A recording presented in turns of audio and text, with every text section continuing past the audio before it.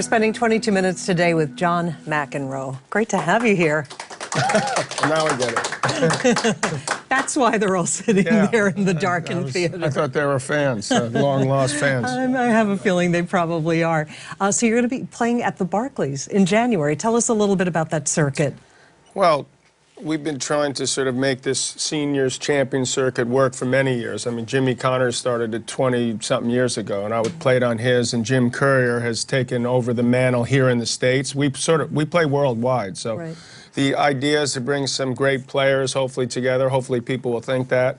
Get one night where we sort of consolidate things, play a set each, so it allows old people like myself a chance to think I could possibly beat a James Blake or an Andy Roddick or even Jim Courier for that matter. And I obviously grew up in Queens and have a lot of history in Manhattan, and the U.S. Open's at Queens. So this is unusual and nice for me that finally a big tennis event, at least for us, is coming to Barclays Center. So that's going to be cool to finally see some tennis in Brooklyn. Yeah, and it's been a while since there's been any tennis in Brooklyn, right? As far as I know, yeah. I mean, I can't even remember playing junior events there when I was a kid. I used to play at Forest Hills and all over the place, Flushing Meadow, you name it. But off the top of my head, I can't think, other than high school tennis, when Trinity went down to play Poly Prep, that I played in Brooklyn. So this is cool. Yeah. Now, you're going to play Courier, right? And then Roddick versus Blake, and then the winners of the respective matches play each other for the championship? That's the idea. So we go sort of play in maybe 2.5 hours. We get it done. Each set's anywhere from 30 minutes to an hour, depending on how close it is. And none of us like to lose, if that's your next question. So we're not out there sort of, I mean, it's not a circus or just having some fun and just showing up. And we do want to hopefully entertain. But you also ultimately want to win, and I've noticed guys like Blake and Roddick in particular, they don't like losing to me a whole lot. And I haven't been that successful, but this one-set format is at least gives me a remote chance. Yeah. How about you and Courier? Courier, Jim and I have gone at it many times over the course of the last 10 years or so. So I would say that it's sort of, I'm going to say it's slightly in my favor, but it's sort of like a 50-50 proposition. You know, I've got about close to a dozen years on him, but I've got a little bit of experience that I try to use and, you know, try to pressure him into thinking that I still got something left. So it sort of can go either way with us. So it's still very, very competitive. How do you train for something like that? Well, I train regularly anyway because I feel better as a human being to train, but I like to go to the gym and sort of work on other stuff to sort of get the body ready to take the pounding that it takes on a hard court, which is pretty difficult. You notice that it's not easy when you get to a certain age that you can sort of hang tough, and you got to withstand running on essentially asphalt, which to me is not the best thing for your body, but it's a fantastic game. I love playing tennis, and I know how to do it. So if the movements have always been reasonably good for me, and my body has taken the pounding pretty well. I was taught sort of a nice way to move on the court, which was quite helpful, as well as the way I was taught to play, which was not, you know, everything wasn't swinging as hard as I possibly could. There was a style to it that allowed my body to take less of a beating. That's why I can still, I'm not going to tell anyone my age, but I can still go out there and hopefully play reasonably well. Right. Now, you mentioned the fun aspect of it. Do you challenge the calls? Is there the... Well, that's in my contract now. Could you put that in there? I didn't put it in. They put it in. I don't get paid unless I do it. So there is a little bit of that element. I mean, I could be playing, it appears, hopefully in Brooklyn, January 7th, that this will not be happening. But I could be playing the best set of tennis that I've played in 5 years. And if I don't yell, "You cannot be serious!" or something along those lines, sometimes even more R-rated, people feel like they're not getting their money's worth. And if I do that, they're like, "See you later, I'm out of here." So it's sort of sad in a way, but it's also sort of cool in a way. So I'm trying to look at the bright side. Yeah, but back when that started, how did it start? I mean, were you really trying to upend tennis? You possibly can understand. I've been asked this before. Right? Yes, I understand, but I think people want to hear it I feel like a politician. But the answer is that when I first joined the circuit, I actually believed that if umpires and linesmen were asleep while you were playing, that was a bad sign, that they probably missed some calls, which actually happened to me at Wimbledon when I first started going there. The average linesman's age was like 82. Right. So that led me to believe that we needed to sort of get into the late 20th century or 21st century. So I was going at it believing, like a Jimmy Connors, that I was going to change things. I really wanted tennis to be looked at in the same way that people looked at football or baseball or soccer. Hockey. I mean, I know we're not as tough as these guys, but I think that we're not also like golfers or we have to wear long pants. So there was a battle going on between sort of the old school and new school. Right.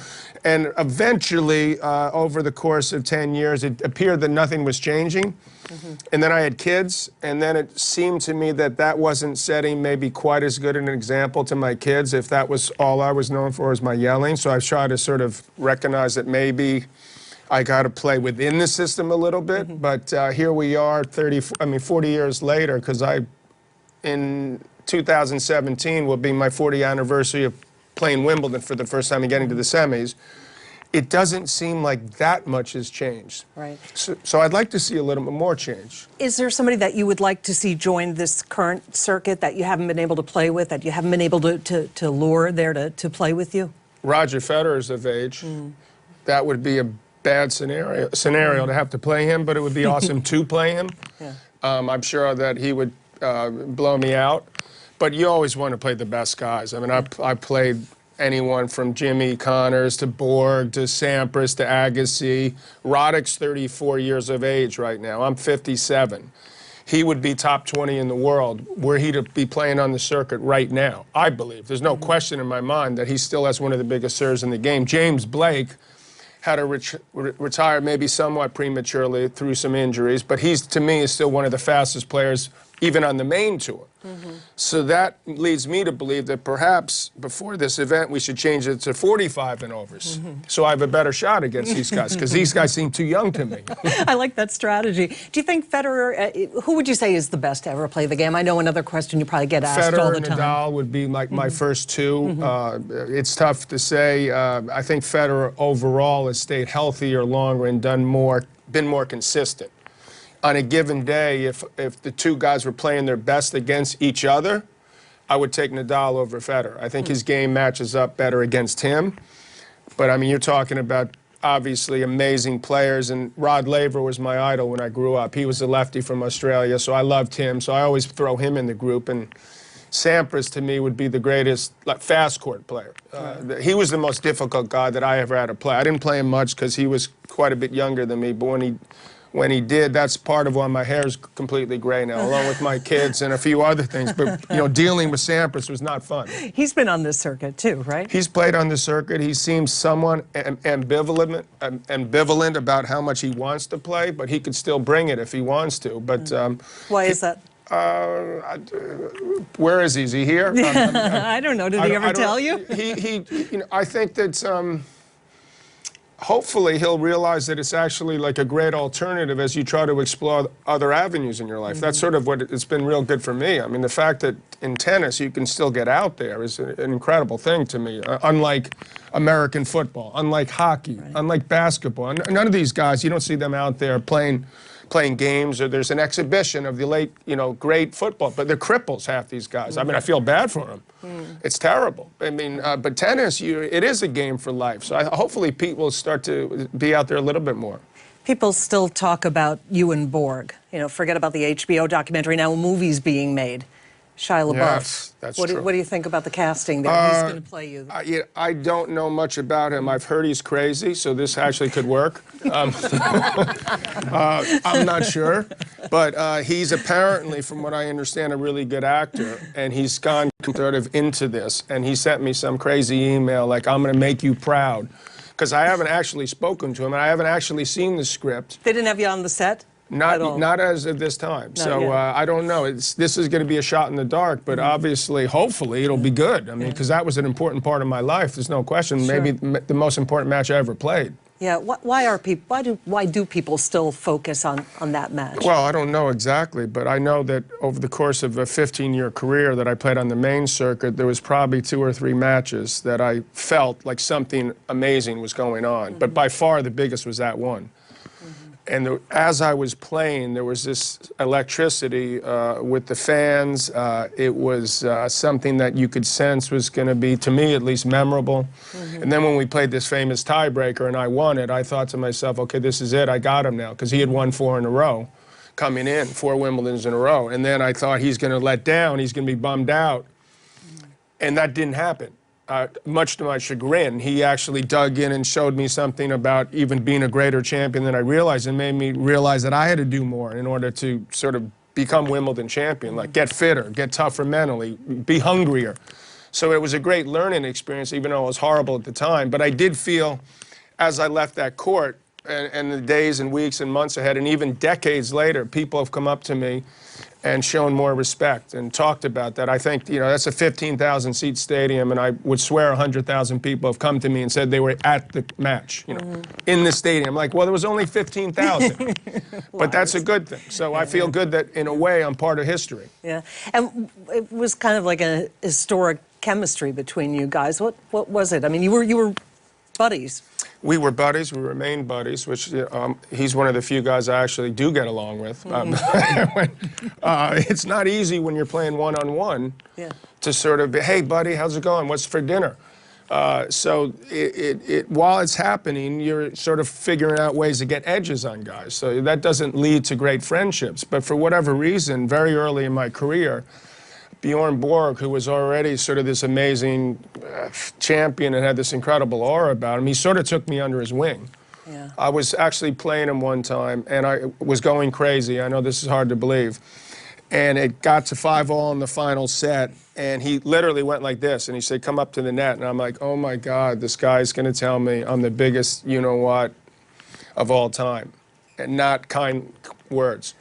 And I came up there and I was ready to take this lashing, and he put his arm around me and he goes, look, it's okay, this is good.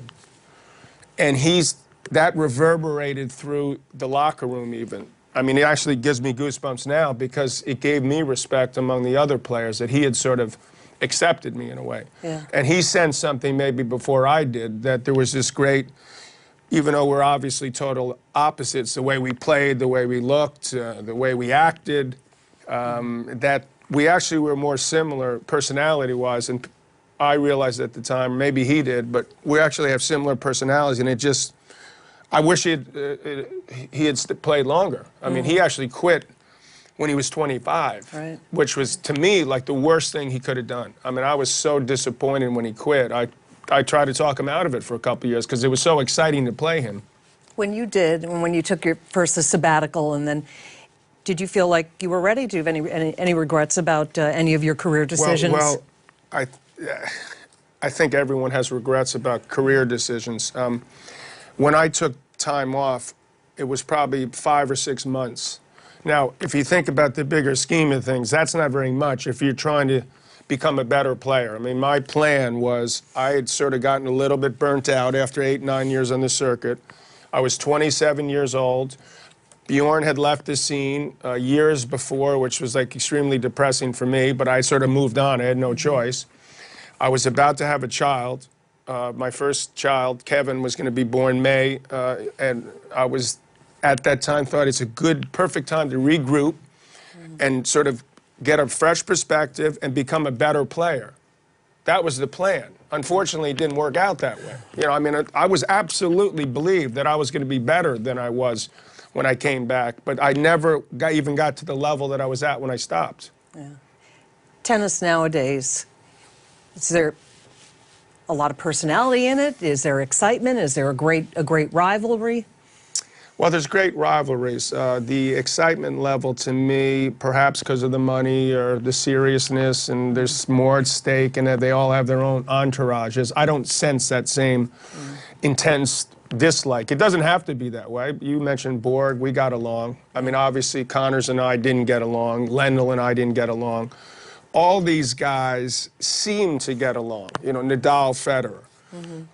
I hear undercurrents at times that maybe they're not quite as friendly. You know, Djokovic and Nadal, or Djokovic and Federer, which are all great rivalries. They played way more times than I played Borg, for example.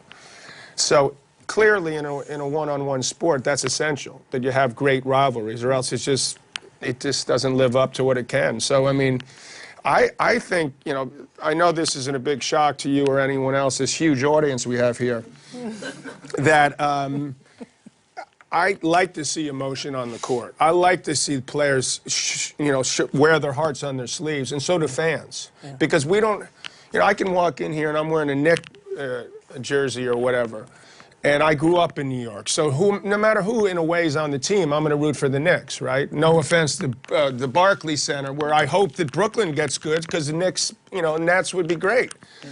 But it's not the same in tennis. I mean, tennis, they're from all over the world, so you have to sort of have fans get to know you a little bit, or see what you're made of, what you're thinking, what you believe in. So I don't see that much of that. And I'm hoping, if I have anything to say about it, in my involvement as a sportscaster or future ex-commissioner of tennis, that I pushed along. They don't seem to be going for it. Whatever it is that I would advocate when I'm in the locker room with these guys, I try to push. I try to make them understand what's at stake. Yeah, I saw a clip of you on Jimmy Kimmel not too long ago. You mentioned Serena Williams, and the quote, from what we broadcasters do. The quote that came out of it was, "I could take her." Did you mean that when you were, dare I say it, younger, or now, or what? Well, I think that, no offense to your question, and I've been asked this a lot also, but it is a little bit of an insult that people would ask me when I was the #1 player in the world. Right. I mean, I think that's a little unfair. Now, as I'm an old fart and, slowed down, and then there's like this idea that it's interesting, which I take as a compliment, that someone would actually, because they're not asking all the other players. Can Serena Williams beat the number 500 player in the world? Can she beat the best college player? Can she beat the #1? They don't ask that. Can you beat Roger Federer? Right. That's in essence what people are asking.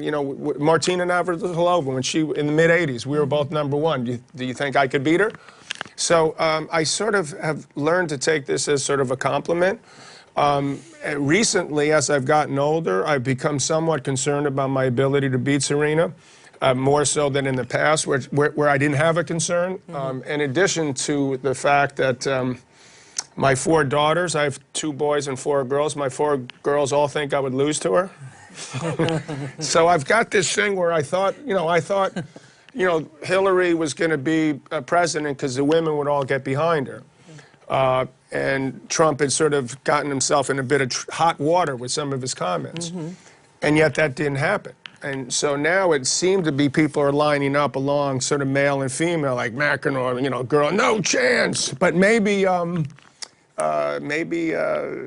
some women think I can. Didn't Trump try to get you two to do a match? About 20 years ago, he did. He said I could play either Williams sisters. This was back in '99 when that was, the Trumpster was pulling, his usual ploys of trying to get some promotion. And now who would have thought he'd be president? It's unbelievable. So the next thing you know is it wouldn't be that shocking if I did beat her, right? I mean, if he's going to be president, for God's sakes, it's not that much of a stretch to think maybe I could beat Serena Williams or possibly lose to her. So the Barclays, now you're playing a bunch of different cities prior to Brooklyn, right? We've played a bunch. This is sort of the end of, well, we used to play an event in the Madison Square Garden. Sorry I have to bring that up too. But in the first week of January, that was in essence the year-ender for the previous year. And that's sort of what this is. We're playing in Orlando a couple days before. There's about a dozen spread out over the course of the year, which suits best for some of the players' schedule, what locations are agreeable, etc. And it ended up that this date came about. Now, for me personally, it's great because I can take the subway, or maybe if Barclays is big enough, they can send a car for me. But it may be faster to take a subway from where I am. So that could work, and that would be a good story if I could beat Courier, possibly, and at least have a shot at Roddick or Blake, who I recently, the last couple of years since they've been playing, the record isn't real good against these guys. So it would be awfully nice if I could get a win in New York. Yeah. And then after you wrap at the Barclays, then it's on to your other job, being a broadcaster, commentator? Australian Open, you told me? Australian Open's going to be a good getaway, I suppose, in mid-January. You get to go down to the warm weather, and it's the first major of the year for the players.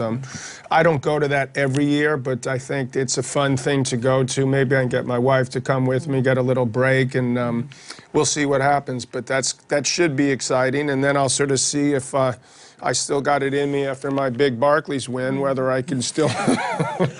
I'm that trying to like remain optimistic. No, it's going to be a challenge. I mean, these guys, in somewhat seriousness, I'm sort of passing the torch to the Roddicks of the world and the Blakes and whoever else. See, there's other players besides Americans. I mentioned Federer. I mean, you imagine him, how good he'd be on the Seniors Tour. And some of these other guys that are in their 30s, I don't even want to get into specific names, but the way the game has transpired, players understand how to sort of manage their bodies better than we did. So we peaked at 25. They're peaking at 30. I know that sounds extremely young to me, but that's a big difference. So you can maybe play to your mid-30s. So that's why I'm promoting a tour that should be at least 40 and over. But I don't run it. Courier does. So, you know, knowing he'll change the rules on me right before I go on the court with him. You mentioned your kids. 6, right? 6 kids. Yeah. Not a tennis player among them? Well, 4 of my 6 played high school tennis. Okay. I don't know if that, if you get the nod for being a tennis player. It's sort of, I'm a fairly tough critic. I know that they like to play high school tennis. One of them played a year of college tennis, quit because he said he didn't like his teammates. So I'm like, okay, well, I guess you do have teammates in college. Actually, the year I was at Stanford was a great experience for me professionally, as it turned out, to prepare myself. And I think that there's, as you can imagine, for my kids, there's a little bit of pressure, as not even so much as how good they are, but how they acted. Yeah. So right away it'd be like, are they going to yell like their dad, or something like that? And Nastasi told me a story, who I learned a lot from his antics. He was playing in New York, and there was this bubble, and it was like a 5-court bubble. And at the 5th court, there was this kid screaming. This is back 20 years ago, 15 years ago. And he's like, that's probably McEnroe's kid, as a joke. Well, guess what? It was McEnroe's kid. So, you can't win. So I think it was probably best. It's very difficult in tennis. You don't see it very often at all, that a son or a daughter make it when their father or mother has made it big. I mean, if Serena Williams decides to have kids, or Venus for that matter, that's a tall order to sort of live up even remotely to what they've done. Sure. John McEnroe, look forward to watching you play at Barclays. Thank you so much for coming in. Thanks for having me. Appreciate it. All right.